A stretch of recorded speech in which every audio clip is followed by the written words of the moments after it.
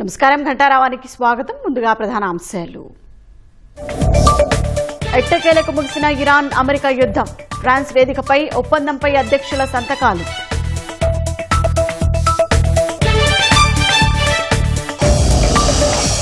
సైనిక కార్యకలాపాల నిలిపివేత సహా 14 హామీలతో ఒప్పందం.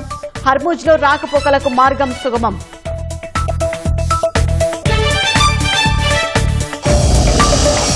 ఏసీ రూములు వదిలి క్షేత్రస్థాయికి వెళ్లండి. ఐఏఎస్ అధికారులకు సీఎం చంద్రబాబు అల్టిమేటం.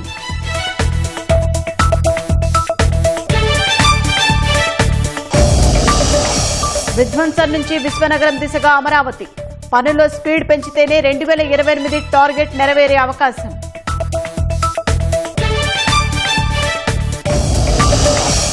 ప్రత్యేక బోర్డుతోనే మిర్చి ఎగుమతుల ఇబ్బందులకు చెక్. త్వరగా ఏర్పాటు చేయాలంటూ ప్రభుత్వానికి వినతులు.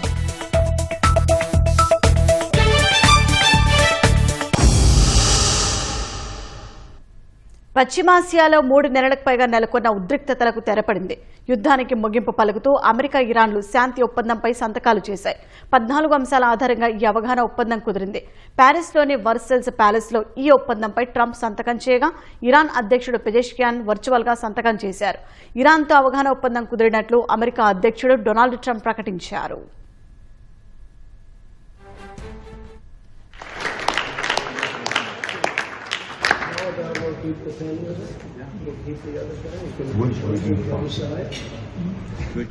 ఎట్టకేలకు పశ్చిమాసియాలో శాంతి పవనాలు వీచాయి. 3 నెలలకు పైగా కొనసాగిన యుద్ధానికి ముగింపు పలుకుతూ అమెరికా, ఇరాన్లు అవగాహన ఒప్పందంపై సంతకాలు చేశాయి. మొత్తం 14 అంశాల ఆధారంగా ఈ ఒప్పందం కుదిరింది. ఫ్రాన్స్ అధ్యక్షుడు ఇమాన్యుయల్ మేక్రాన్ ప్రఖ్యాత వర్సెల్స్ ప్యాలెస్లో ఇచ్చిన విందు సందర్భంగా అమెరికా అధ్యక్షుడు డొనాల్డ్ ట్రంప్ సంతకం చేశారు. ఇరాన్ అధ్యక్షుడు పెజెష్కియాన్ వర్చువల్గా ఈ ఒప్పందంపై సంతకం చేశారు. ఈ విషయాన్ని ఇరాన్ ప్రభుత్వ వార్తా సంస్థ IRNA ధృవీకరించింది. అమెరికా, ఇరాన్ మధ్య మధ్యంతర శాంతి ఒప్పందం తక్షణమే అమల్లోకి వచ్చినట్లు ఇరు దేశాల మధ్య చర్చలకు మధ్యవర్తిగా వ్యవహరించిన పాక్ ప్రధాని షెహబాజ్ షరీఫ్ సామాజిక మాధ్యమం X ద్వారా ప్రకటించారు. మొదటి అడుగుగా హర్ముజ్ జలసంధిని ఇరాన్ పూర్తిగా తెరుస్తుందని తెలిపారు. అందుకు ప్రతిగా ఇరాన్ ఓడరేవుల దిగ్బంధనాన్ని అమెరికా ఎత్తివేస్తుందని పాక్ ప్రధాని వెల్లడించారు.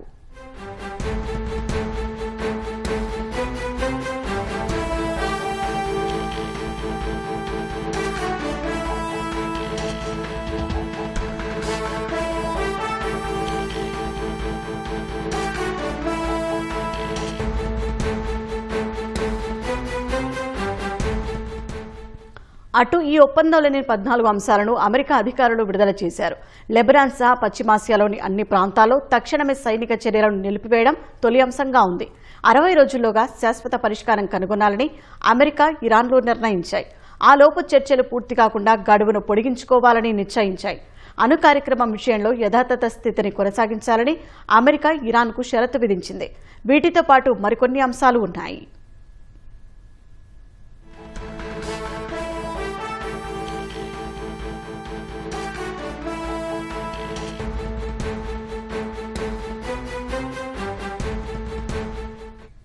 అమెరికా, ఇరాన్ మధ్య శాంతి ఒప్పందంపై సంతకాల ప్రక్రియ షెడ్యూల్ కంటే ఒక రోజు ముందే జరగడం ప్రాధాన్యం సంతరించుకుంది. ఇదివరకు ప్రకటించిన షెడ్యూల్ ప్రకారం ఈ నెల 19న జెనీవాలో సంతకాల ప్రక్రియ జరగాల్సి ఉంది.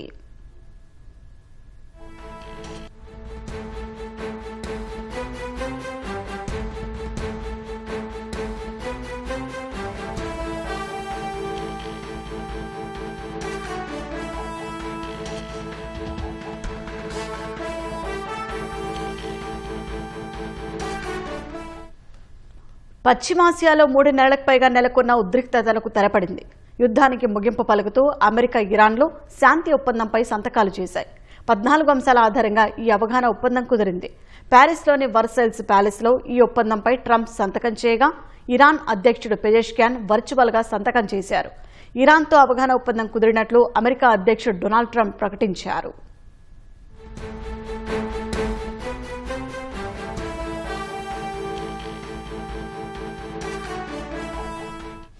ఎట్టకేలకు పశ్చిమాసియాలో శాంతి పవనాలు వీచాయి. 3 నెలలకు పైగా కొనసాగిన యుద్ధానికి ముగింపు పలుకుతూ అమెరికా, ఇరాన్లు అవగాహన ఒప్పందంపై సంతకాలు చేశాయి.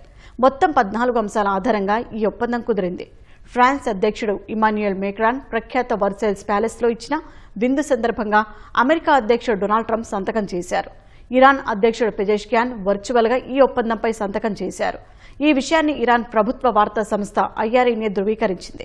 అమెరికా, ఇరాన్ మధ్య మధ్యంతర శాంతి ఒప్పందం తక్షణమే అమల్లోకి వచ్చినట్లు ఇరు దేశాల మధ్య చర్చలకు మధ్యవర్తిగా వ్యవహరించిన పాక్ ప్రధాని షెహబాజ్ షరీఫ్ సామాజిక మాధ్యమం X ద్వారా ప్రకటించారు. మొదటి అడుగుగా హర్ముజ్ జలసంధిని ఇరాన్ పూర్తిగా తెరుస్తుందని తెలిపారు. అందుకు ప్రతిగా ఇరాన్ ఓడరేవుల దిగ్బంధనాన్ని అమెరికా ఎత్తివేస్తుందని పాక్ ప్రధాని వెల్లడించారు.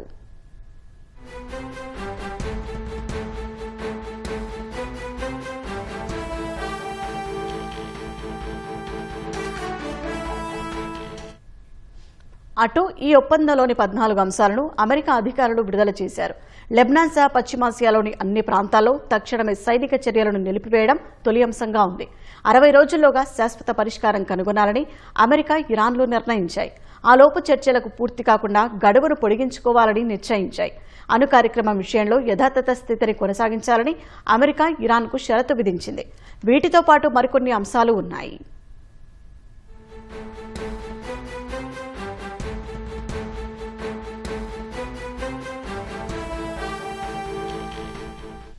అమెరికా, ఇరాన్ మధ్య శాంతి ఒప్పందంపై సంతకాల ప్రక్రియ షెడ్యూల్ కంటే ఒకరోజు ముందే జరగటం ప్రాధాన్యం సంతరించుకుంది. ఇదివరకు ప్రకటించిన షెడ్యూల్ ప్రకారం ఈ నెల 19న జెనీవాలో సంతకాల ప్రక్రియ జరగాల్సి ఉంది.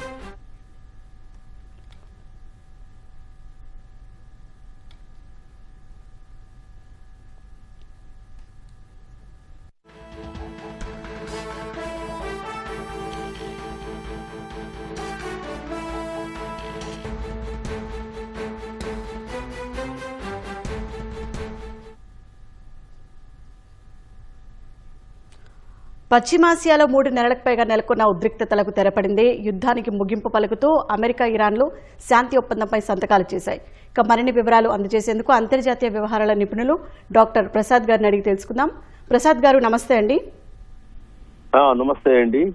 సార్, ఇరాన్ అమెరికా యుద్ధం ముగింపుతో శాశ్వత శాంతికి నాంది పలికినట్లేనా? గత అనుభవాల దృష్ట్యా చూస్తే ఇది కొంతవరకు పరిమాణమైనప్పటికీ కూడా పూర్తిగా నమ్మదగ్గట్టుగా అనిపించదు. కారణం ఏంటంటే 60 రోజులు దీన్ని అబ్జర్వ్ చేసిన తర్వాత మరలా నిర్ణయం తీసుకుందామనే మాట అది అంత ఫస్ట్ విషయం కాదని నేను అనుకుంటున్నాను. అయితే ఏంటంటే ఈ రోజు ఈ ఒప్పందం చేయటం వల్ల మనకు వచ్చిన ప్రపంచం మొత్తానికి కొంత తాత్కాలికమైనటువంటి ఊరట మాత్రం కలుగుతుంది. ఈ ఒప్పందం ముందు ఒమాన్ గాని, కువైట్ గాని, ఇలాంటి దేశాలు, బహ్రెయిన్ గాని, ఇలాంటి దేశాలన్నింటినీ కూడా జరుగుతున్న నష్టాల నుంచి కొంచెం కోలుకుని వాళ్ళు ఇంధన పునరుత్పత్తిని సాధారణ స్థాయికి తేగలిగటానికి ఒక సాధనంగా ఉపయోగపడుతుంది సమయం. అయితే మనం గత అనుభవాల దృష్ట్యా మనం ఏం చేసుకోవాలంటే ఇది మన దేశం పగడ్బందీగా ప్లాన్ చేసుకోవాల్సి వస్తుంది. ఏంటంటే మనం ఎంత సంక్షోభంలో పడ్డామో మన అందరికీ తెలుసు. ఇంధన సరఫరా విషయంలో గాని మనం ప్రతిరోజు ప్రతి నిమిషం జాగ్రత్తగా వహించాల్సిన అవసరం ప్రతి ఒక్కరికి వచ్చింది. ఇప్పుడు ఈ సమయంలో మనం ఏం చేసుకుంటూ ఉండాల్సి వస్తుందంటే ఇంతకుముందు ప్లాన్ చేసిన ఒరిస్సా లాంటి ఇంధన వీటిని నిల్వలను పెంచుకోవటం, ఇంకా అలాగే అలాంటి ఇంధన నిల్వలు ఎక్కువ పెంచుకోగలిగే పరిస్థితి తెచ్చుకుంటే దానివల్ల ఏమవుతుందంటే మనకి భవిష్యత్తులో ఒక ప్రస్తుతం ఉన్నటువంటి 5 నెలలు 6 నెలల ప్లాన్ నుంచి 1 సంవత్సరం పాటుగా మారాల్సిన అవసరం వస్తుంది. దీంట్లో ఇంకొకటి కూడా ఇమిడి ఉందండి. మన ఒప్పందానికి జస్ట్ ఒక రోజు ముందు ఇదే ఫ్రాన్స్ లో ట్రంప్ గారు ఒక మాట అన్నారు. ఏంటంటే యుక్రెయిన్ యుద్ధం మీద సాధిస్తున్న దృష్టికి రష్యా నుంచి ఆయిల్ సరఫరాల మీద ఆంక్షలు ఇవన్నీ కూడా నేను సమీక్షిస్తానని. అంటే ఒక రకంగా చెప్పాలంటే ఇటు మనకు ఊరట వస్తున్న సమయంలో రష్యా లాంటి చోట నుంచి ఆంక్షలు అంటే మళ్ళీ ఆరోగ్యమైన ఇబ్బంది కూడా తలెత్తే అవకాశం ఉంది.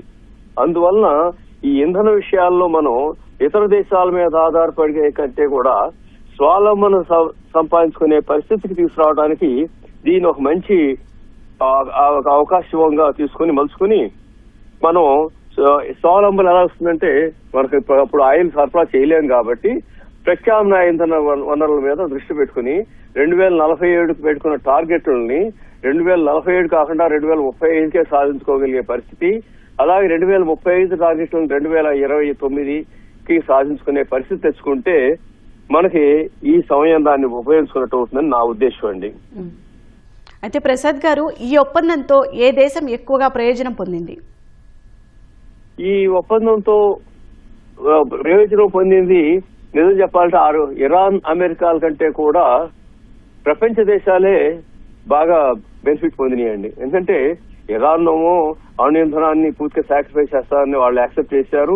అమెరికానేమో ఏదైతే ఇన్నాళ్ళు వాళ్ళ నిధుల్ని వీటన్నిటిని ఫ్రీ చేశారో వాటిని విడుదల చేయడానికి సిద్ధపడ్డారు. కాబట్టి ఆ దేశాలు రెండింటికి కూడా సమలాభం జరిగి ఉండొచ్చు. కానీ ప్రపంచ దేశాలకు మాత్రం ఈ హార్ముజ్ స్టేట్స్ ని ఒక దిగ్బంధనం వల్ల వచ్చిన ఒక ద్రవ్యోల్బణం గాని, ఒక ఆర్థిక మాంద్యం గాని అన్నిటి నుంచి కూడా కొంత బయటపడటానికి అవకాశం కనిపించింది. కాబట్టి ప్రపంచ దేశాలకే లాభం అండి ఇది, ఆ 2 దేశాల కంటే కూడా. ధన్యవాదాలు ప్రసాద్ గారు.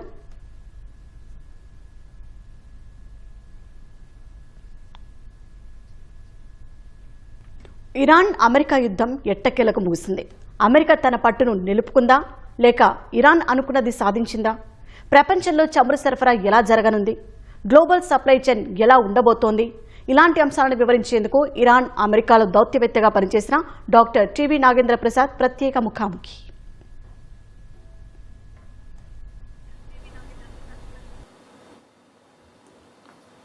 ఇరాన్ అమెరికా యుద్ధం ముగుస్తుందా లేదా, అసలు దీనికి ఒక అంతం ఉందా లేదా అనేది ఇన్నాళ్ళు వినిపించిన ప్రశ్న.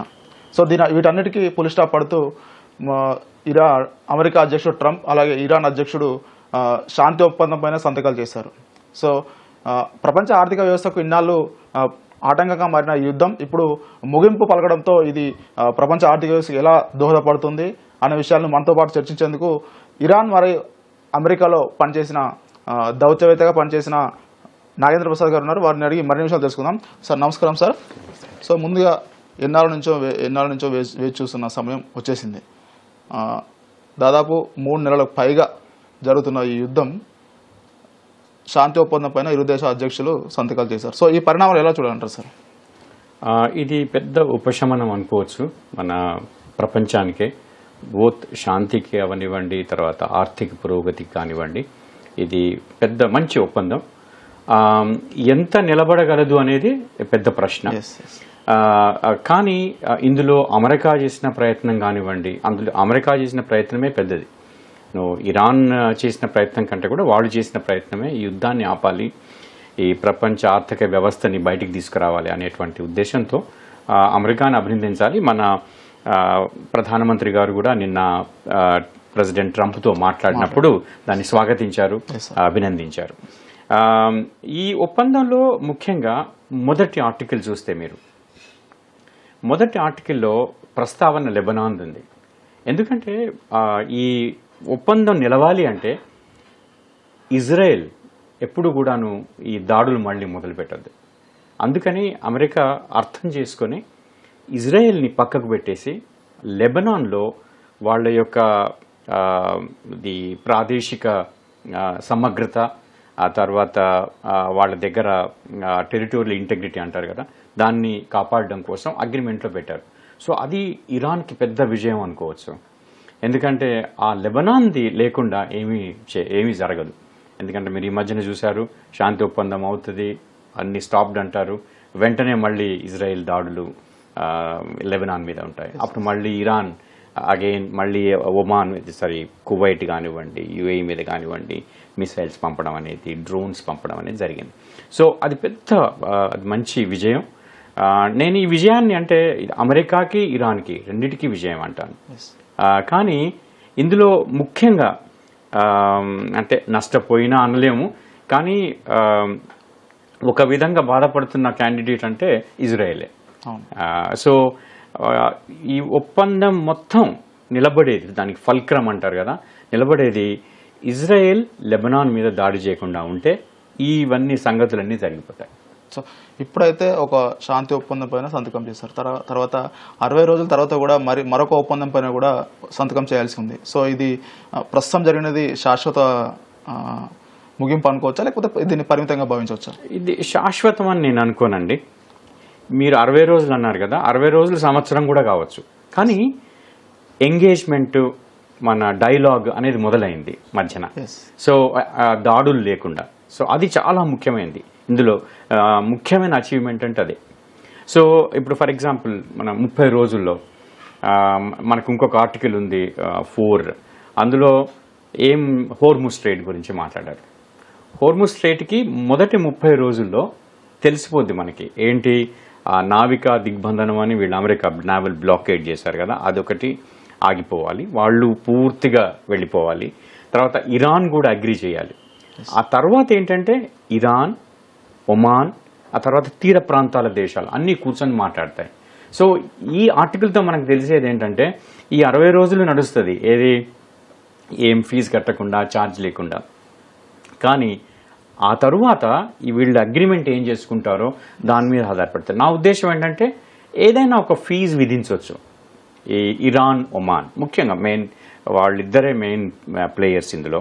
సో అదొక్కటి కనపడుతుంది. ఈ 30 రోజుల తర్వాత ఇవన్నీ విత్డ్రా చేశాక డీమైనింగ్ అని ఉంది, కొన్ని మైన్స్ పెట్టారు సీలో, ఆ మైన్స్ అన్ని వెళ్ళిపోయాక తీసేశాక ఈ యాక్చువల్ మొదలవుతుంది కదా, ఆ నెక్స్ట్ 30 డేస్లో మనకు తెలిసిపోతుంది. కానీ ముఖ్యమైనది ఏంటంటే మనకి ఆయిల్ ప్రైజెస్ తగ్గిపోతాయి.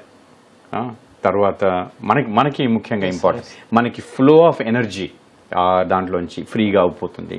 తర్వాత ఇరాన్కి కూడా మళ్ళీ ఈ ఆర్టికల్లో కూడా ఇరాన్కి చాలా పెద్ద ప్రయోజనం ఏంటి అంటే వాళ్ళ ఆయిల్ ఈజీగా చైనాకి వెళ్ళడం మొదలవుతుంది.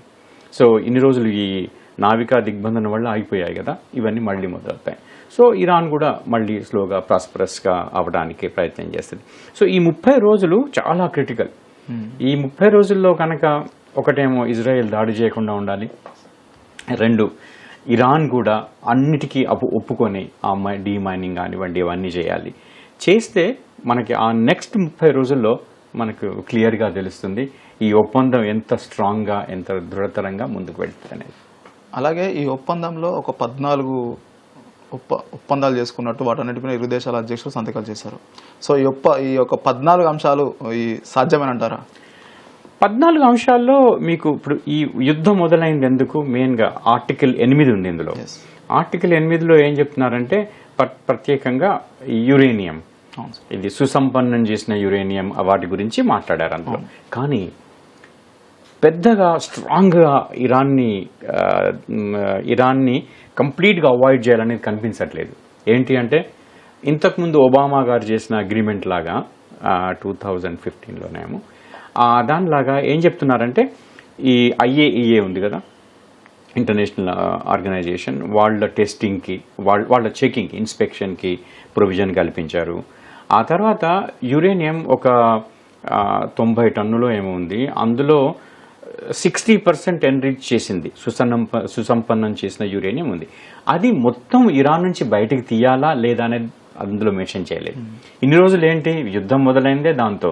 మెయిన్ కారణం వీళ్ళు యురేనియం చేస్తున్నారు, వీళ్ళ దగ్గరికి న్యూక్లియర్ బాంబ్. ఇప్పుడు ప్రెసిడెంట్ ట్రంప్ కూడా ఎన్నోసార్లు చెప్పారు ఇరాన్ దగ్గర అణ్వాయుధం లేకుండా చేస్తున్నామని. అవును. సో ఆ డిస్కషన్స్ ఎంతవరకు పోతాయి, తర్వాత ఇరాన్ రిటర్న్ చేస్తుందా కంప్లీట్గా 60% సుసంపన్నం చేసిన యురేనియంని, ఇవన్నీ క్వశ్చన్స్.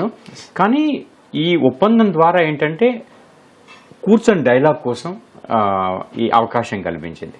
సో దాంతో నేను అనుకోవడం ఇది పెద్ద అచీవ్మెంట్ అమెరికాకు కానివ్వండి, ఇరాన్కి కానివ్వండి, రీజనల్ దేశాలకు కూడా. అలాగే మొదటి నుంచి ఇరాన్ యురేనియం పైన పట్టు బిగించిన డొనాల్డ్ ట్రంప్ ఈ యొక్క శాంతి ఒప్పందంలో కొంచెం దాన్ని వెనుకడుగు వేసినట్టు అనిపిస్తుంది. సో దీనికి కారణాలు ఏమంటాయి అంటారు? అంటే ఈవెన్ అణ్వాయుధం రెడీ చేసుకుంది అనేది కూడా ఏదైతే బేసిస్ ఉందో అది కూడా నేను అంత కరెక్ట్ అనుకోను. చేయాలి. ఏంటంటే చాలా బలహీనమైన ఇరాన్ ఉంటే ఎవరికి లాభం? ఇజ్రాయెల్కి లాభం.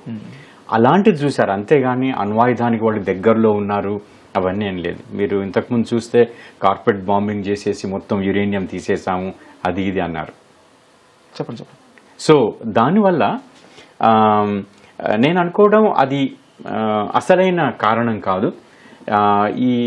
ఇప్పుడు అమెరికా రియలైజ్ అయింది ఏంటంటే ఇరాన్లో రెజీమ్ చేంజ్ చేయడం కష్టం.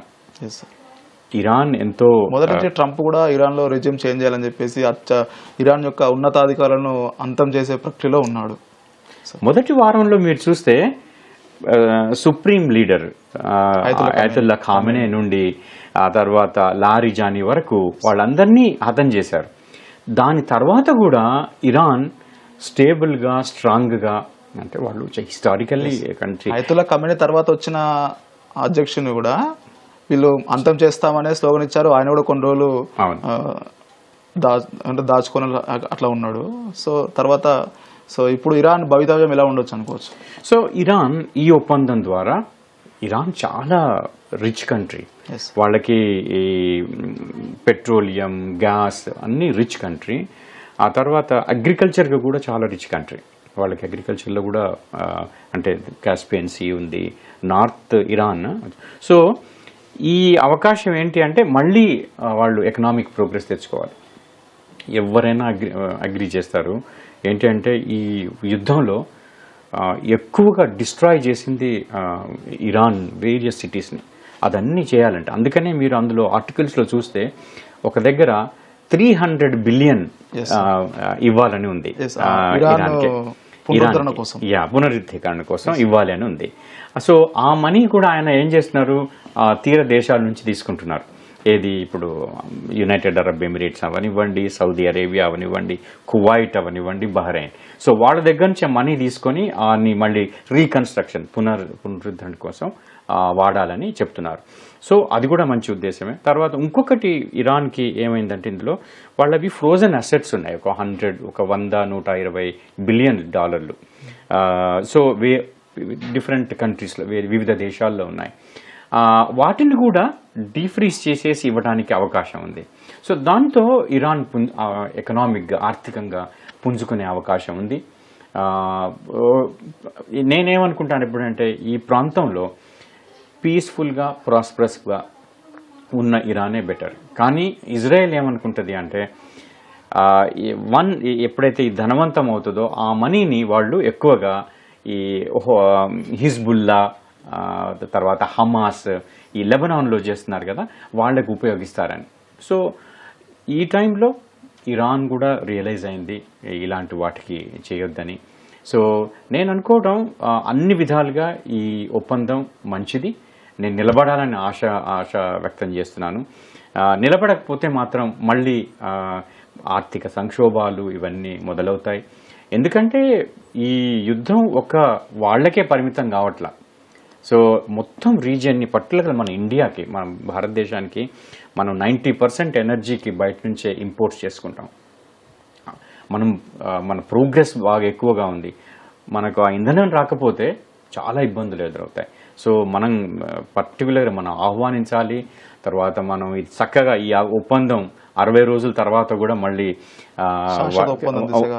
శాశ్వత ఒప్పందం దిశగా వెళ్ళాలని నేను అనుకుంటున్నాను. సో ఈ యుద్ధం కూడా, అమెరికా ఇరాన్ యుద్ధం కూడా ప్రపంచ ఆర్థిక వ్యవస్థకు సంకటం కలిగించిందంటే ముఖ్యంగా హార్మోజ్ జలసంధి గురించి.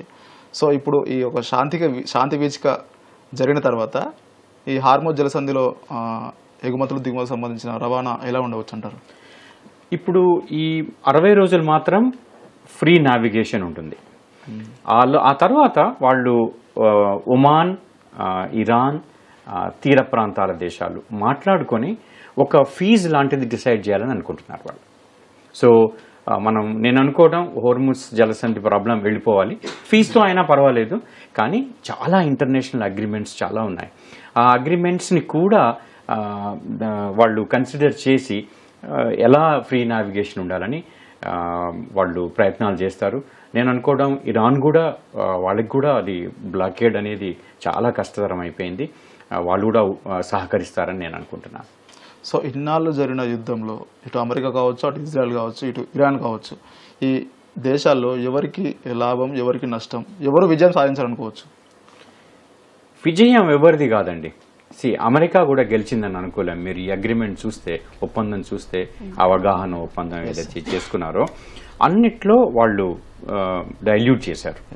ఈవెన్ యురేనియంది కూడాను వాళ్ళు చాలా డైల్యూట్ చేసి మాట్లాడారు, ఇచ్చారు ఇరాన్కి. కానీ చాలా ఆర్థికంగా చాలా నష్టపోయింది Iran. So thank you sir, thank you very much. So ఇది ఇరాన్ అమెరికా మధ్య జరిగిన శాంతి ఒప్పందం అటు ఇరు దేశాలతో పాటు ప్రపంచ ఆర్థిక వ్యవస్థకు కూడా చాలా దోహదం చేస్తున్నది. ఇది ఒక శుభ పరిణామంగా డాక్టర్ నాగేంద్ర ప్రసాద్ గారు చెప్తున్న విషయాలు. కెమెరామ్యాన్ బాలాజీతో భాస్కర్, ఈటీవీ న్యూస్, హైదరాబాద్. అమరావతి 6 కోట్ల ఆంధ్రుల కలల రాజధాని 5 ఏళ్ల అరాచకంతో అల్లాడిపోయింది. 2 ఏళ్లుగా మళ్లీ కలకలలాడుతోంది. విధ్వంసం నుంచి విశ్వనగరంలా ఎదిగే దిశగా పరుగులు పెడుతోంది. 2028 నాటికి మొదటి దశ పూర్తి చేయాలన్నది కూటమి ప్రభుత్వ సంకల్పం. అందుకు తగినట్లే కేంద్రం అండదండలు, ఆర్థిక చేయూత కలిసి వచ్చాయి. అమరావతికి చట్టబద్ధత 1000 ఏనుగుల బలమిచ్చిన తిరుగులేని విజయం. అయితే భూసేకరణ సవాళ్లు, కొందరు కాంట్రాక్టర్ల నత్తనడక రాజధాని పాలిట స్పీడ్ బ్రేకర్లయ్యాయి. ఈ ఆటంకాలను వెంటనే తొలగించాలి, వేగం మరింత పెంచాలి. అప్పుడే వచ్చే 2 ఏళ్లలో రాజధాని కళ సాకారమవుతుంది. రాజకీయ కక్ష, అనిశ్చితి, విధ్వంసకర నిర్ణయాలతో రాజధాని అమరావతి నగరం చిగురుటాకులా వణికింది. అయితే 2 ఏళ్ల క్రితం కూటమి ప్రభుత్వం అధికారంలోకి వచ్చాక తిరిగి నగర నిర్మాణం అనేది గాడిలో పడింది. అటు కేంద్ర మద్దతు, ఆర్థిక తోడ్పాటుతో పాటు అంతర్జాతీయ నగరం దిశగా రూపుదిద్దుకునే కార్యాచరణ వేగంగా పుంజుకోవడంతో మౌలిక సదుపాయాల కల్పనకు సంబంధించి ఇక్కడ అడుగులు వేగంగా పడుతున్నాయి. వేల కోట్ల రూపాయల నిర్మాణ పనులు కూడా జోరుగా సాగుతున్నాయి. అయితే గత ప్రభుత్వం మిగిల్చిన న్యాయపరమైన అంశాలు, అలాగే చిక్కులు కూడా ఇక్కడ అడ్డంకులుగా మారటంతో వాటిని అధిగమించేందుకు కాస్త సమయం పడుతుంది. ప్రభుత్వం అనుకున్న లక్ష్యం ఏదైతే 2028 నాటికి తొలిదశ అమరావతి నిర్మాణ పనులు పూర్తి చేస్తామని చెప్పిందో అది మాత్రం కొనసాగాలంటే ప్రస్తుతం ఉన్న వేగం సరిపోదనేది ఒక వాదన వినిపిస్తోంది. రాష్ట్రంలో కూటమి ప్రభుత్వం ఏర్పడ్డాక రాజధాని పనులు జోరుగా సాగుతున్నాయి. 66,000 కోట్ల విలువైన పనులకు ప్రభుత్వం పరిపాలనా అనుమతులు మంజూరు చేసింది. 63,396 కోట్ల పనులకు టెండర్ల ప్రక్రియ పూర్తవగా 56,386 కోట్ల పనులు వివిధ దశల్లో జరుగుతున్నాయి. మరో 24,000 కోట్ల పనుల ప్రతిపాదనలు సిద్ధంగా ఉన్నాయి. అమరావతికి వివిధ సంస్థల నుంచి ఇప్పటిదాకా 40,887 కోట్ల నిధులు అందాయి. ప్రపంచ బ్యాంక్, ఏడీబీ కలిసి 15,000 కోట్లు ఇచ్చాయి. హడ్కో 11,000 కోట్లు, నాబార్డ్ 7,387 కోట్లు, నాబుఫెడ్ 7,500 కోట్లు మంజూరు చేశాయి. ఏపీ పవర్ ఫైనాన్స్ కార్పొరేషన్ 1,500 కోట్లు ఇస్తామంది. ప్రపంచ బ్యాంక్, ఏడీబీ నుంచి మరో 15,000 కోట్ల రుణం తీసుకునే ప్లాన్ ఉంది.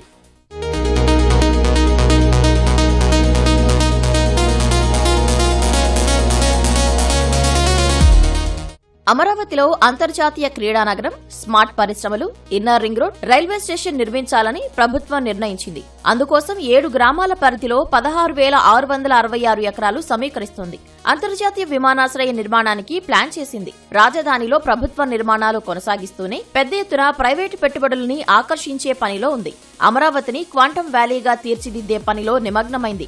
బిట్స్ లాంటి ప్రఖ్యాత విద్యా సంస్థలు ఇప్పటికే రాజధానికి వచ్చాయి. డిజైన్లు రెడీ చేసిన బిట్స్ నిర్మాణం ప్రారంభానికి సిద్ధమవుతోంది. బసవతారకం క్యాన్సర్ ఆసుపత్రి నిర్మాణ పనులు జరుగుతున్నాయి. 2,534 కోట్లతో కేంద్ర ప్రభుత్వ కార్యాలయాల సముదాయం, ఉద్యోగుల గృహ సముదాయం నిర్మాణానికి కేంద్రం గ్రీన్ సిగ్నల్ ఇచ్చింది.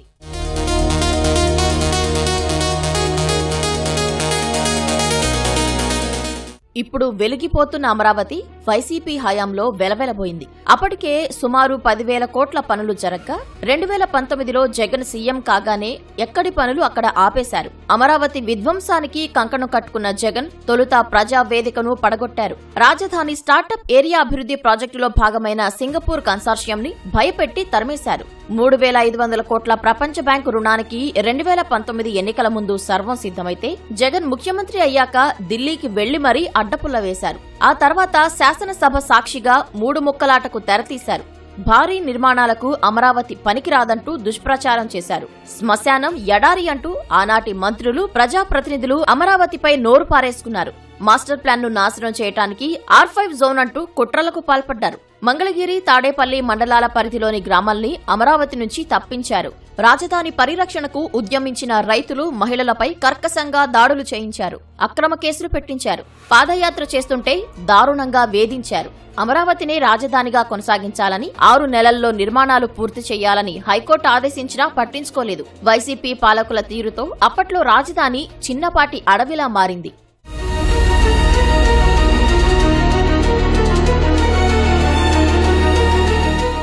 అలాంటి స్థితిలో అధికారం చేపట్టిన కూటమి వైసీపీ ప్రభుత్వం సృష్టించిన అడ్డంకులు దాటడానికి 8 నెలలు పట్టింది. తర్వాత 4 నెలల్లో చాలా పనులకు టెండర్లు పిలిచింది.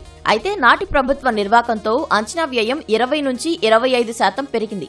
అంటే 15,000 కోట్ల అదనపు భారం పడింది. ధ్వంసమైన అమరావతి బ్రాండ్ పునరుద్ధరించి రాజధానికి చట్టబద్దత కల్పించిన కూటమి ప్రభుత్వం బ్యాంకులు, రుణదాతలు, పెట్టుబడిదారుల్లో విశ్వాసం నింపింది. 2019కి ముందు కొన్ని సంస్థలకు జరిపిన భూ కేటాయింపుల్ని పునరుద్ధరించింది. బిట్స్, XLRI, నేషనల్ లావర్సిటీ లాంటి ప్రముఖ విద్యా సంస్థల సహా మొత్తంగా 112 సంస్థలకు 1,272 ఎకరాలు ఇచ్చింది. 30,000 కోట్ల పెట్టుబడులు, 65,000 మందికి ఉపాధి కల్పించేలా ఆయా సంస్థలతో ఒప్పందాలు చేసుకుంది. 50 ఎకరాల్లో క్వాంటమ్ వ్యాలీ తలపెట్టగా భవన నిర్మాణం సాగుతోంది. డిసెంబర్ నాటికి IBM క్వాంటమ్ కంప్యూటర్ ఏర్పాటు చేయాలన్నది లక్ష్యం. ఇప్పటికే SRM వర్సిటీలో క్వాంటమ్ టెస్ట్ బెడ్ ఏర్పాటు చేశారు.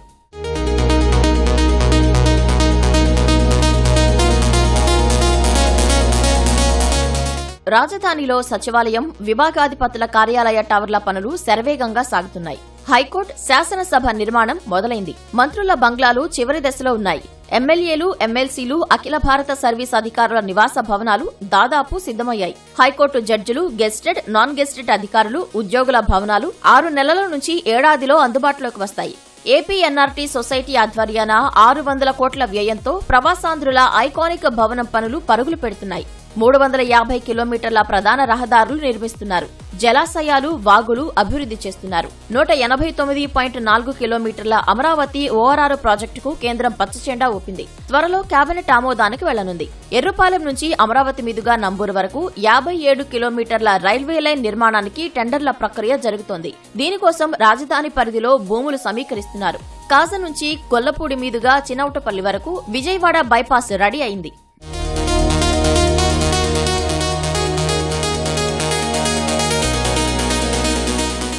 అయితే అమరావతి పనులు అనుకున్నంత వేగంగా జరగటం లేదు. 2028 నాటికి నిర్మాణాలు పూర్తవడం కష్టమే అనిపిస్తోంది. మే నెలాఖరు వరకు 39.30% పనులు చేయాలన్నది టార్గెట్. కానీ 16.01% అయ్యాయి.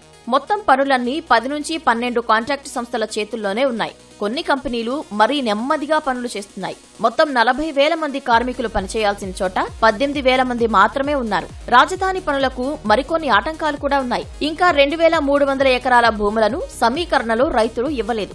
దీనివల్ల ప్రధాన రహదారులు, జలాశయాలు, కాలువల పనులు సరిగ్గా సాగడం లేదు. అలాంటప్పుడు సేకరణ నోటిఫికేషన్ ఇచ్చి భూములు తీసుకోవాల్సిన ప్రభుత్వం నాంచుతూనే ఉంది. భూములు తీసుకున్న ప్రభుత్వ, ప్రైవేటు సంస్థల్లో 10% మాత్రమే పనులు ప్రారంభించాయి. మిగతా వాటి వెంట పడాల్సిన ప్రభుత్వం నిర్లక్ష్యంగా వ్యవహరిస్తుంది. రాజధాని రైతులకు ప్లాట్లు కేటాయించిన LPS లేఅవుట్ల అభివృద్ధిని వేగవంతం చేస్తే అక్కడ నిర్మాణాలు మొదలయ్యే ఛాన్స్ ఉంది. FSI పెంచాలన్న రైతుల డిమాండ్లు పరిష్కరిస్తే ప్రైవేటు స్థిరాస్తి సంస్థలు అమరావతిపై ఆసక్తి చూపుతాయి. మొత్తంగా రాజధాని అమరావతి నిర్మాణ ప్రయాణం విధ్వంసం నుంచి పునర్నిర్మాణంలో కీలక దశలో ఉందనే చెప్పాలి.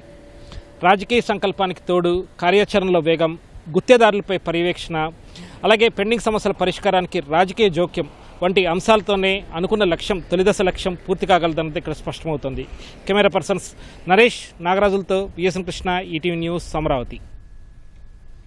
ఇన్నాళ్లు ఓ ఊరికో 2 ఊళ్లకో పరిమితమైన పచ్చళ్లు, కారం పొడులు, అగరబత్తీలు తదితర డ్వాక్రా ఉత్పత్తుల విక్రయాలు రాష్ట్ర సరిహద్దులను దాటి దేశ విదేశాలకు విస్తరించనున్నాయి. డ్వాక్రా చరిత్రలోనే తొలిసారిగా స్వయం ఏపీ బ్రాండ్ పేరుతో ప్రభుత్వమే వీటిని మార్కెటింగ్ చేయనుంది. ప్యాకింగ్ నుంచి ప్రమోషన్ వరకు అన్నింటిలోనూ చేయూత అందిస్తుంది. తొలుత పట్టణ వినియోగదారుల లక్ష్యంగా కార్యాచరణ రూపొందించారు. పైలట్ ప్రాజెక్టుగా చేపట్టేందుకు 60 ఉత్పత్తుల్ని ఎంపిక చేశారు. దీని అమలుకు 10 కోట్ల వ్యయం కానుంది. ఆగస్టు 1 నుంచి మార్కెట్లోకి అడుగుపెట్టేలా అధికారులు చర్యలు చేపట్టారు.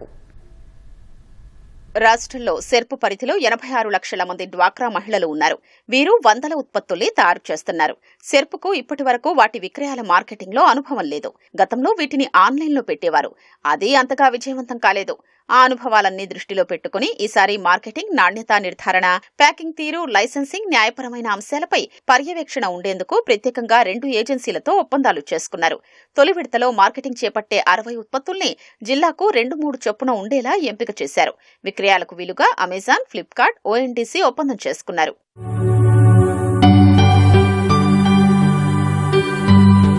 వినియోగదారులు కోరుకున్న ఉత్పత్తిని వారికి సకాలంలో అందించేందుకు అవి ఉత్పత్తయ్యే ప్రాంతాల నుంచి తరలించడంలో గతంలో తలెత్తిన ఇబ్బందుల దృష్ట్యా ఈసారి విశాఖ, విజయవాడలో కేంద్రీకృత ఆర్డర్ ప్రాసెసింగ్ కేంద్రాల్ని ఏర్పాటు చేయాలని నిర్ణయించారు. ఆర్డర్ ప్రాసెసింగ్, ప్యాకేజింగ్, రవాణా అంతా ఇక్కడి నుంచి జరుగుతుంది. అమ్మకాలు తక్కువగా జరిగినా లేదా జాప్యమైనా డ్వాక్రా మహిళలు నష్టపోకుండా ఉత్పత్తుల నిర్దేశిత ధరను మహిళల నుంచి సేకరించే సమయంలోనే చెల్లిస్తారు. డ్వాక్రా ఉత్పత్తులకు ఆన్లైన్ మార్కెటింగ్ కల్పించడంతో పాటు నేరుగా విక్రయాల కోసం విజయవాడ, విశాఖల్లో 3 చొప్పున రీటైల్ స్టోర్లను అందుబాటులోకి తెస్తారు.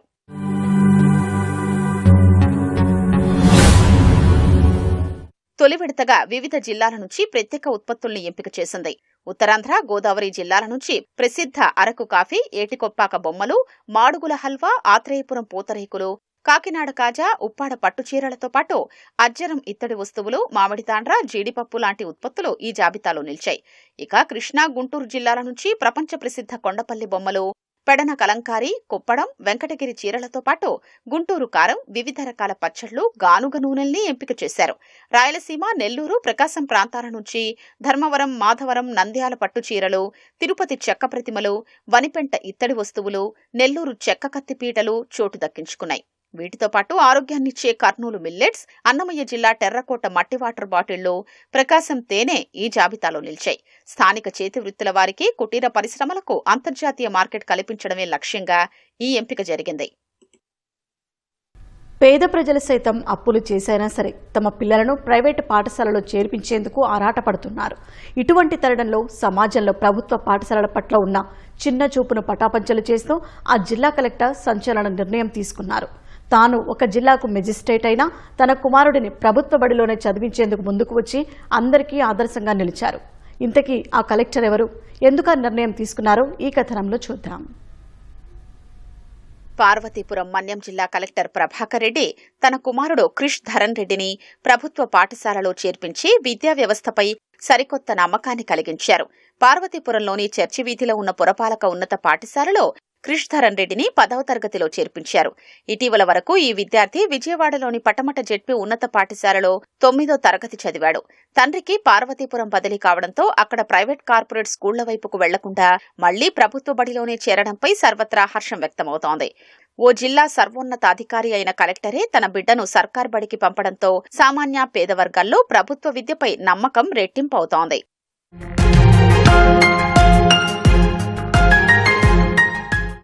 ఒక జిల్లా మ్యాజిస్ట్రేట్ తన కుమారుణ్ణి ప్రభుత్వ బడిలో చదివిస్తుండడం వల్ల ఇకపై మిగతా ప్రభుత్వ ఉద్యోగులు, అధికారులు కూడా తమ పిల్లల్ని ప్రభుత్వ బడుల వైపు నడిపించేందుకు ఇది ఒక గొప్ప మార్గదర్శిగా మారుతుందని పలువురు అభిప్రాయపడుతున్నారు.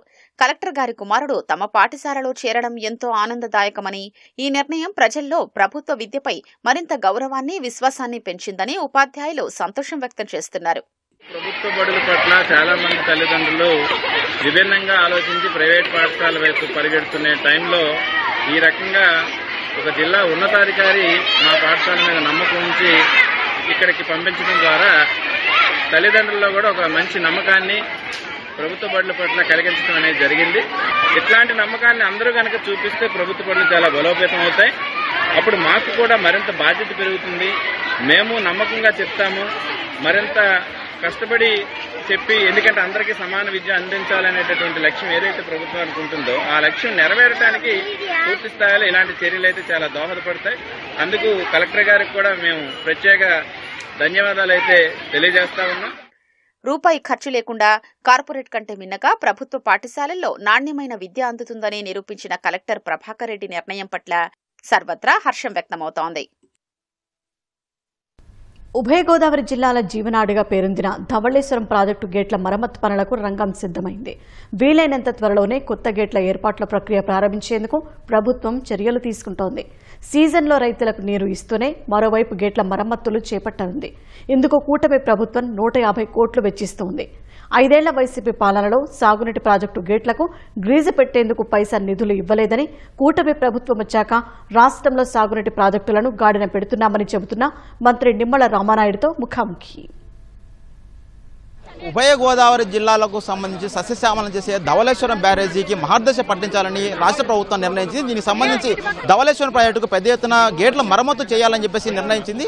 దీనికి సంబంధించి రాష్ట్ర ప్రభుత్వం ఎలాంటి చర్యలు తీసుకుపోతుంది, పనులు ఎప్పుడు ప్రారంభిస్తబోతున్నారు అనే విషయాన్ని మనతో పాటు ఇరిగేషన్ శాఖ మంత్రి నిమ్మల రామానాయుడు గారు ఉన్నారు. వారిని అడిగి పూర్తి విషయాలు తెలుసుకున్నారు. సార్, ధవళేశ్వరం బ్యారేజీ యొక్క ప్రస్తుత పరిస్థితి ఎలా ఉంది, దాని గేట్ల మరమ్మతు కోసం ప్రభుత్వం ఎంత నిధులు వెచ్చించింది, ఎప్పుడు పనులు ప్రారంభిస్తారు? గత 5 సంవత్సరాల వైసీపీ పాలనలో బ్యారేజీ గేట్లు ప్రమాదభరితంగా ఉన్నాయి. వాటిని మనం కనుక కొత్తవి ఏర్పాటు చేయకపోతే ఏ సమయంలో ఎప్పుడు గేటు కొట్టుకుపోతుందనేటువంటి ఉద్దేశంతో ఆ రోజు ప్రభుత్వానికి అధికారులు విన్నవించినా కూడా 5 సంవత్సరాల వైసీపీ పాలనలో పట్టించుకున్నటువంటి పరిస్థితి లేదు. కానీ ఈరోజు కూటమి ప్రభుత్వం అధికారంలోకి వచ్చిన తర్వాత 150 కోట్ల రూపాయలు నిధులు ఇచ్చి టెండర్లు పిలిచి ఆ వర్క్ అగ్రిమెంట్ కూడా ఇచ్చి ఈరోజు పనులు ప్రారంభిస్తూ ఉన్నామని అంటే గోదావరి డెల్టా మీద ఈ కూటమి ప్రభుత్వానికి ఉన్నటువంటి చిత్తశుద్ధికి అదొక నిదర్శనం అని చెప్పి తెలియజేసుకుంటూ ఉన్నా. ఒక్క ధవళేశ్వరం బ్యారేజీ గేట్లతోటి ఈ కూటమి ప్రభుత్వం సరిపెట్టట్లా. ఏదైతే ఆంధ్రప్రదేశ్ రాష్ట్రంలో ప్రత్యేకించి ధాన్యాగారంగా ప్రసిద్ధి చెందినటువంటి గోదావరి జిల్లాలకు సంబంధించి డెల్టా కూడా ఈరోజు ప్రమాదభరితంగా ఉంది. చిన్నపాటి వర్షం వచ్చినా కూడా జలాశయాలుగా మారిపోతున్నటువంటి పరిస్థితి. ఈ స్థితికి కారణం గత 5 సంవత్సరాల వైసీపీ పాలనలో మెయింటెనెన్స్ అనేది లేకుండా, అంటే ఎక్కడ కూడా ఒక తట్ట మట్టి ఏ డ్రైన్లో కానీ ఏ ఒక్క కెనాల్లో తీసిన పరిస్థితి లేదు. ఏ లాకులకి, షట్టర్స్కి, డోర్స్కి రిపేర్లు మాట్లాడుంచి కనీసం గ్రీజు పెట్టిన మెయింటెనెన్స్ లేదు. అందుకే ఈరోజు ఈ కూటమి ప్రభుత్వం చాలా క్లియర్గా మొన్ననే ఒక లైడార్ సర్వే నిర్వహించాం. 14 కోట్ల రూపాయలు వెచ్చించాం. ఒక సర్వేకే 14 కోట్ల రూపాయలు పెట్టి అటు ఈస్ట్ అండ్ వెస్ట్ ఉమ్మడి జిల్లాలన్నీ కూడా మరి లైడార్ సర్వే చేసాం. అది ఏదైతే మాకు ఒక డిపిఆర్ కూడా ఒక నెల రోజుల లోపలనే మనకి అందించడం జరుగుతుంది. అది 2,000 కోట్ల, 2,500 కోట్ల, 3,000 కోట్ల అయినా సరే ఈ డెల్టా ఆధునీకరణ కూడా చేయాలని చెప్పేసి మొన్న చంద్రబాబు నాయుడు గారు కూడా ఒక 36 ప్రాజెక్టుల యొక్క క్యాలెండర్ని డిసైడ్ చేశారు. అందులో 36 ప్రాధాన్యతలో కూడా ఈ యొక్క ఏదైతే గోదావరి డెల్టా మోడరేషన్ కూడా పెట్టాం.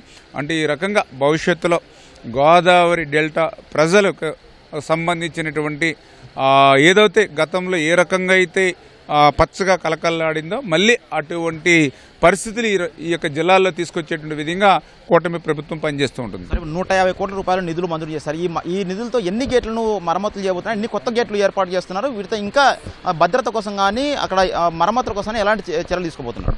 మనం 10 నెలలు మాత్రమే మనం గోదావరి డెల్టా ద్వారా నీరు ఇస్తూ ఉంటాం. రేపు పోలవరం పూర్తవుతే మనకి 12 నెలలు కూడా పుష్కలంగా మరి నీరుండేటువంటి పరిస్థితి. అందుచేతనే ఈరోజు పోలవరం ప్రాజెక్టు దగ్గర నుంచి ధవళేశ్వరం బ్యారేజ్ దగ్గర నుంచి ఏదైతే ఈ యొక్క గోదావరి సముద్రంలో కలిసేటువంటి ప్రాంతం వరకు కూడా మొత్తం 5 జిల్లాలు, అంటే ఇటు ఏలూరు, వెస్ట్ గోదావరి, కోనసీమ, కాకినాడ, ఈస్ట్ గోదావరి 5 జిల్లాలు, ప్రస్తుత జిల్లాలు ఏవైతే ఉన్నాయో వాటన్నిటినీ కూడా రైతాంగాన్ని దృష్టిలో పెట్టుకుని ప్రక్షాళన చేస్తూ ఉన్నాం.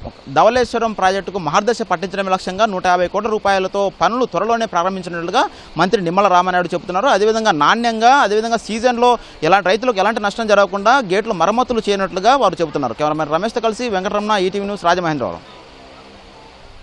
హోంమంత్రి అనితపై మాజీ మంత్రి గుడివాడ అమర్నాథ్ అనుచిత వ్యాఖ్యలు రాష్ట్ర వ్యాప్తంగా తీవ్ర దుమారం రేపుతున్నాయి. ఆయన వ్యాఖ్యలకు నిరసనగా పలు ప్రాంతాల్లో తెలుగు మహిళలు, టీడీపీ శ్రేణులు, దళిత నేతలు ఆగ్రహం వ్యక్తం చేస్తున్నారు. మరోవైపు ఈ వ్యవహారంపై SC commission chairman KS Jawahar తీవ్రంగా స్పందించారు. వ్యక్తుల ఆహార్యాన్ని కించపరిచేలా మాట్లాడటం కూడా వివక్ష కిందకే వస్తుందని స్పష్టం చేసిన ఆయన ఈ ఘటనపై వెంటనే కేసు నమోదు చేయాలని విశాఖ పోలీస్ కమిషన్ను ఆదేశించారు. అమర్నాథ్ వ్యాఖ్యలపై ఎమ్మెల్యేలు ఎంఎస్ రాజు, సింగనమల ఎమ్మెల్యే బండారు శ్రావణి తీవ్ర విమర్శలు గుప్పించారు. అమర్నాథ్తో జగన్ బహిరంగ క్షమాపణ చెప్పించకపోతే ఎస్సీ విభాగం ఆధ్వర్యంలో తీవ్ర స్థాయిలో ఉద్యమిస్తామని హెచ్చరించారు. అటు విజయవాడకు చెందిన వాసవ్య మహిళా మండలి ఈ ఉదంతాన్ని తీవ్రంగా ఖండించింది. మహిళల కట్టు, బొట్టు వంటి వ్యక్తిగత విషయాలను లక్ష్యంగా చేసుకుని విమర్శించడం సరికాదని ఆగ్రహం వ్యక్తం చేసింది. రాజకీయ నాయకులని పేరు చెప్పుకొని ఒక పార్టీ ముసుగులో మహిళలని ఇంత ఘోరాతి ఘోరంగా, ఏమండి వాళ్ళ ఇంట్లో మహిళలు లేరా, అక్క చెల్లెళ్ళు లేరా, వాళ్ళ ఇంట్లో మహిళలు కానీ వాళ్ళ ఇంట్లో అక్క చెల్లెళ్ళు కానీ ఎవరు కూడా మేకప్లు వేసుకోరా? ఏంటండి మేకప్ల గురించి మాట్లాడేది, వ్యక్తిగత హననం చేసేది? పనితీరు మీద ఏదైనా ఇబ్బందిగా ఉంటే, తప్పులు ఉంటే దయచేసి ప్రశ్నించండి. అంటే ఆత్మగౌరవాన్ని చంపితే రాజకీయాలు వదిలేసి వెళ్ళిపోయే విధంగా మాట్లాడాలని అనుకున్నారు మీరు. కానీ దీనికి రెట్టింపుగా ఇవన్నీ మేము గతంలో కూడా చూసామండి. మీరు వైసీపీ 5 సంవత్సరాల పరిపాలనలో ఎంతమంది ఆడపిల్లలను అఘాయిత్యాలైనారు? ఏ రోజైనా జగన్మోహన్ రెడ్డి ముందుకొచ్చి మాట్లాడారా అండి? మహిళల పట్ల ఎవరైనా నిల్చున్నారా అండి? బేషరతుగా అనిత గారికి క్షమాపణ తెలియజేయాలి, మహిళా లోకానికి తెలియజేయాలి. ఒక పబ్లిక్ మీటింగ్లో చప్పట్లు కొట్టించుకోవడానికి మనం ఈ రకంగా మాట్లాడితే, అంటే ఒక హోమ్ మినిస్టర్ స్థాయిలో ఉన్న స్త్రీ మీదే ఇలా మాట్లాడితే, వాయిస్లెస్ ఉమెన్ మీద గనక ఇలాంటిది జరిగితే సమాజంలో ఏం జరుగుతుంది? ఆవిడని ఇప్పుడు ఎదుర్కోలేకపోతున్నాను, ఆవిడ జెట్ స్పీడ్తో వెళ్తుంది కాబట్టి నేను ఇలా కామెంట్ చేస్తే కిందకి దిగుతున్నాను. అక్కడ ఉన్న వాళ్ళు చప్పట్లు ఎందుకు కొట్టారో నాకు తెలియదు, కానీ అమర్నాథ్ గారు అలాంటి కామెంట్స్ చేయకూడదు. ఎందుకంటే he should take back the words. రాష్ట్రంలో కూటమి ప్రభుత్వం 2 ఏళ్ల పాలన పూర్తి చేసుకున్న సందర్భంగా తణుకు, మార్కాపురం, పెడన, చీరాల, అనకాపల్లి ప్రాంతాల్లో ప్రజా విజయోత్సవ సభలు ఘనంగా జరిగాయి. గత ప్రభుత్వంతో పోలిస్తే ప్రస్తుత కూటమి పాలనలో సంక్షేమానికి 25,000 కోట్ల వ్యత్యాసం ఉందని కూటమి ప్రజాప్రతినిధులు తెలిపారు. అమరావతి, పోలవరం ప్రాజెక్టులను పరుగులు పెట్టిస్తున్నామని పేర్కొన్నారు. వెలిగొండ ప్రాజెక్టు పనులను వేగవంతం చేశామని, మార్కాపురాన్ని ప్రత్యేక జిల్లాగా మార్చామని నేతలు వెల్లడించారు. 5 ఏళ్ల వైసీపీ అరాచక పాలన నుంచి విముక్తి కల్పించి రాష్ట్రాన్ని అన్ని రంగాల్లో అభివృద్ధి పథంలో ముందుకు తీసుకెళ్తున్నామని కూటమి నేతలు స్పష్టం చేశారు. ఆ రోజు జగన్మోహన్ రెడ్డి అధికారంలో ముఖ్యమంత్రిగా ఉండి నేను ఎన్నో చేశాను, నా అంత ఎవరు చేయలేదు, 5 సంవత్సరాల్లో నేను గొప్ప చేశానని చెప్పుకునే జగన్మోహన్ రెడ్డి ప్రకాశం జిల్లాలో ఉన్న ప్రాజెక్టు ఎక్కడుంది, ఏంది, దీనికి ఎన్ని నీళ్లు కావాలనేది మర్చిపోయాడు. అది జగన్మోహన్ రెడ్డి రాజకీయం. 5 సంవత్సరాలు అవకాశం ఇస్తే జగన్మోహన్ రెడ్డి పరిపాలన ఆ విధంగా ఉంది. అదే కాదు, ఆ రోజు మాట ఇచ్చిన ప్రకారం మన పార్టీ కూటమి పార్టీ చంద్రబాబు గారి నాయకత్వంలో అధికారంలో రంగంలో చెప్పినట్టు జిల్లా ఇవ్వడం జరిగింది. నారాయణ రెడ్డి గారు అధ్యక్షన ఆ రోజు 550 కోట్ల రూపాయలు ఇచ్చి సప్లై ఛానల్ ప్రారంభించడం జరిగింది. మంత్రి గారికి చెప్పాము, మేము ఎవరున్నా ఎవరు లేకపోయినా మీరు మా కోసం ఆగొద్దు, ప్రతి నెల మీరు వచ్చి మీ పని చేయండి, మేము మీ మంత్రి లేడో లేకపోతే ఎమ్మెల్యే లేడో అనేది మీరు ఆగొద్దు, మనకు కావాల్సింది ప్రాజెక్టు ఇవన్నీ కాదని చెప్పాము. అది కూడా చేస్తున్నారు. ఇది కాకుండా రాయలసీమ జిల్లాలకి, దాంతో పాటు మన ప్రకాశం జిల్లా, ముఖ్యంగా మార్కాపురం జిల్లా, కొత్తగా ఏర్పడిన మార్కాపురం జిల్లాను కూడా హార్టికల్చర్ హబ్ గా చేరుస్తున్నారు. రాష్ట్రంలోని బీచ్, షాక్స్, తీర ప్రాంత తాత్కాలిక విడిది కేంద్రాలు పాలసీని ప్రవేశపెడుతున్నట్లు మంత్రి కొల్లు రవీంద్ర వెల్లడించారు. విశాఖలోని టీడీపీ కార్యాలయంలో ఆయన మీడియా సమావేశం నిర్వహించారు. దేశంలో పలు రాష్ట్రాల తీర ప్రాంతాల్లో ఈ విధానం అమలులో ఉందని, మన ఒక్క రాష్ట్రంలోనే ఇప్పటి వరకు ఇది అందుబాటులో లేదని గుర్తు చేశారు. విశాఖ, సూర్యలంక బీచ్లలో ఈ పైలట్ ప్రాజెక్టును ప్రారంభించనున్నట్లు ప్రకటించారు. ఈ బీచ్, షాక్స్లలో కేవలం తక్కువ మోతాదు ఆల్కహాల్ ఉండే పానీయాలు మాత్రమే అందుబాటులో ఉంచుతామని మంత్రి స్పష్టం చేశారు. టూరిజంని పెంచుకోవాలి మనం. టూరిజం దాంట్లో ఇవాళ గోవా చూడండి, లేకపోతే మిగతా రాష్ట్రాలు, ఒరిస్సా కానీ మిగతా రాష్ట్రాలు కూడా చూడండి, అక్కడ టూరిజం పెరుగుతున్నటువంటి పరిస్థితుల్లో కొంత డిమాండ్ ఉంది. దాన్ని దృష్టిలో పెట్టుకుని ప్రజలకి ఎక్కడా కూడా ఇబ్బంది రాకుండా, ఏదైతే స్టార్ హోటల్స్కి దగ్గరగా ఉన్న దాని దగ్గరే ప్రజలకి ఎక్కడా కూడా ఇబ్బంది కలిగించకుండా మాత్రమే అది పైలట్ కింద మనం విశాఖపట్నం అలాగే సూర్యలంకలో ఏర్పాటు చేస్తున్నాం. ఎక్కడా కూడా మన సంప్రదాయాలు, సంస్కృతికి సంబంధించినటువంటి అంశాలని ఎక్కడ ఇబ్బంది కలిగించకుండా కేవలం టూరిజంను దృష్టిలో పెట్టుకుని మాత్రమే ఏర్పాటు చేయడం జరుగుతుంది. ఎక్కడా కూడా దీంట్లో ఐఎంఎఫ్ఎల్కి సంబంధించినవి ఉండవు. ఓన్లీ తక్కువగా ఆల్కహాల్ ఉన్నటువంటి బీరు, వైన్ మాత్రమే అందులో అవైలబిలిటీలో ఉంటాయి తప్ప ఈ ఐఎంఎఫ్ఎల్ కానీ ఈ ఆల్కహాల్ ఎక్కువగా ఉండే పర్సంటేజ్ ఉన్నవి ఉండవు. ఇది కూడా ఏంటంటే జస్ట్ ఫర్ ఒక టూరిజం డెవలప్మెంట్ చేయడం కోసం మాత్రమే.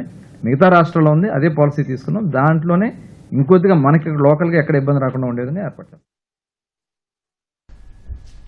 రాష్ట్ర వ్యాప్తంగా మరిన్ని వార్తలు వేగంగా సంక్షిప్తంగా చూద్దాం. పశ్చిమ సింగపూర్లోని జురాంగ్ లెక్ గార్డెన్లోని జపనీస్ గార్డెన్ను మంత్రి నారాయణ సందర్శించారు. రాష్ట్రంలోని మున్సిపల్ కార్పొరేషన్లలో పార్కుల అభివృద్ధిపై సింగపూర్ అధికారులతో చర్చించారు. ఆసుపత్రులు అందుబాటులో లేని గ్రామీణ ప్రాంతాల్లో మొబైల్ మెడికల్ వ్యాన్ల ద్వారా వైద్య సేవలు అందించేందుకు కృషి చేస్తున్నట్లు కేంద్ర మంత్రి పెమ్మసాని చంద్రశేఖర్ తెలిపారు. గుంటూరులో హెచ్డీఎఫ్సీ బ్యాంకు సీఎస్ఆర్ నిధులతో అందించిన మొబైల్ మెడికల్ వ్యాన్ను ఆయన ప్రారంభించారు. అనకాపల్లి జిల్లా నక్కపల్లి మండలం ఉపమాకలో నిర్వహించిన యోగా ఆంధ్ర కార్యక్రమంలో హోంమంత్రి అనిత, ఎంపీ సీఎం రమేష్ పాల్గొన్నారు. యోగాను ప్రతి ఒక్కరూ జీవితంలో భాగం చేసుకోవాలని మంత్రి సూచించారు. కూటమి ప్రభుత్వం ఉద్యోగుల పట్ల బాధ్యతగా వ్యవహరిస్తోందని మంత్రి కొల్లు రవీంద్ర అన్నారు. విశాఖలోని ఎక్సైజ్ శాఖలో విధి నిర్వహణలో మరణించిన కానిస్టేబుల్ కుటుంబానికి ₹1 కోటి చెక్కుల్ని ఆయన అందజేశారు. గుంటూరు గోరంట్లలోని రాష్ట్ర లిడ్ క్యాప్ చైర్మన్ పిల్లి మాణిక్యరావు నివాసంలో జరిగిన ఆత్మీయ భేటీకి మంత్రి లోకేష్తో పాటు పలువురు ఎమ్మెల్యేలు పాల్గొన్నారు. 2 ఏళ్ల పాలనలో ప్రభుత్వం చేస్తున్న మంచి పనుల్ని ప్రజల్లోకి తీసుకెళ్లడంతో పాటు పార్టీ బలోపేతానికి తీసుకోవాల్సిన చర్యలపై చర్చించారు. రాష్ట్ర స్థిరాస్తి వ్యాపార ప్రాధికార సంస్థ అప్పిలేట్ ట్రైబ్యునల్ సభ్యురాలిగా విద్యుల్లత నియామక ప్రక్రియను ప్రభుత్వం తాత్కాలికంగా నిలిపేసింది. టీడీఆర్ బాండ్ల కుంభకోణంపై విచారించిన విజిలెన్స్, ఎన్ఫోర్స్మెంట్ విభాగం విధి నిర్వహణలో నిర్లక్ష్యంగా వ్యవహరించిన ఆమెపై క్రమశిక్షణా చర్యలు చేపట్టేందుకు సిఫార్సు చేసింది. అమరావతి ఛాంపియన్షిప్ కప్ 2026 నిర్వహణపై శాప్ చైర్మన్ రవినాయుడు ఉన్నతాధికారులతో సమీక్ష నిర్వహించారు. రాష్ట్ర వ్యాప్తంగా క్రీడా ప్రతిభను వెలికి తీయడమే లక్ష్యంగా అమరావతి ఛాంపియన్షిప్ పోటీలు నిర్వహిస్తున్నట్లు వెల్లడించారు. విజయనగరం జిల్లా వంగర మండలం మడ్డువలస జలాశయంలో చేపల వేటకు వెళ్లిన మత్స్యకారుడు పడవ నుంచి జారిపడి మృతి చెందాడు. వలల సాయంతో మృతదేహాన్ని మత్స్యకారులు బయటకు తీశారు. కాకినాడ జిల్లా తుని మండలం సింహచక్రహారంలో అదృశ్యమైన 2 ఏళ్ల చిన్నారి జ్ఞానేశ్వరి కోసం పలు ప్రాంతాల్లో చెరువుల్లో ఎన్డీఆర్ఎఫ్ బృందాలు గాలిస్తూనే ఉన్నాయి. డ్రోన్లు, అత్యాధునిక కెమెరాలు, జాగిలాలతో చిన్నారి జాడ కోసం వెతుకుతున్నాయి. ఇతర కోణాల్లో కూడా దర్యాప్తు కొనసాగిస్తున్నారు. కాణిపాక వరసిద్ధి వినాయక స్వామి ఆలయంలో నిర్వహించిన పాలక మండలి సమావేశంలో 14 అంశాలపై చర్చించి తీర్మానాలు చేశారు. ఆలయంలో పనిచేస్తున్న ఒప్పంద ఉద్యోగుల జీతాల్ని 15,000 నుంచి 20,000కు పెంచుతూ పాలక మండలి నిర్ణయం తీసుకుంది. తూర్పు విదర్భ, తెలంగాణ మీదుగా దక్షిణ కోస్తాంధ్ర వరకు ఉపరితల ద్రోణి కొనసాగుతోంది. దీని ప్రభావంతో నేడు ఓ మోస్తరు వర్షాలు కురిసే అవకాశం ఉందని రాష్ట్ర విపత్తుల నిర్వహణ సంస్థ అధికారులు వెల్లడించారు.